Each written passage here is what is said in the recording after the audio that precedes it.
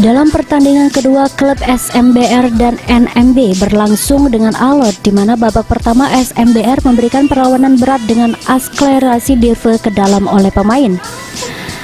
Namun hal tersebut berhasil dipatahkan oleh NMB dengan pertahanan yang solid, sehingga sampai kuarter keempat NMB pun berhasil melanggang poin jauh dengan skor telak 5-6-4-2.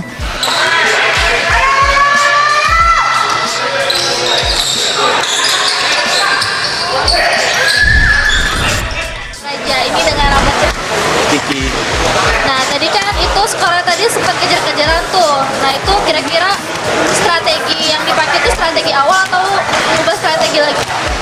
Ubah strategi tapi salah karena kecapean kan, kelelahan. Tapi itu strategi awal udah diubah. Nah, kira-kira untuk next game nanti itu bakal lawan siapa dan ada. Sedangkan pelatih NMB Mario mengungkapkan bahwa untuk strategi yang ia gunakan lebih pada ketahanan fisik para pemain itu sendiri.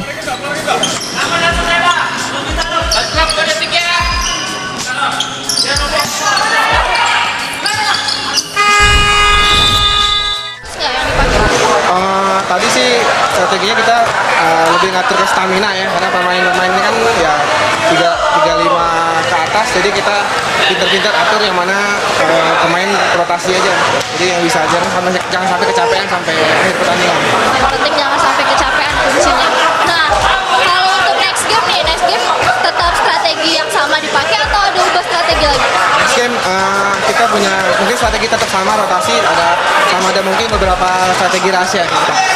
Udah, terima kasih coach. Nah, itu dia sedikit ngobrol-ngobrol Devi sama coach dari tim NNB. Tetap saksikan terus Soy Time Basketball di PAL TV, memang punya kita. Tim Liputan PAL TV.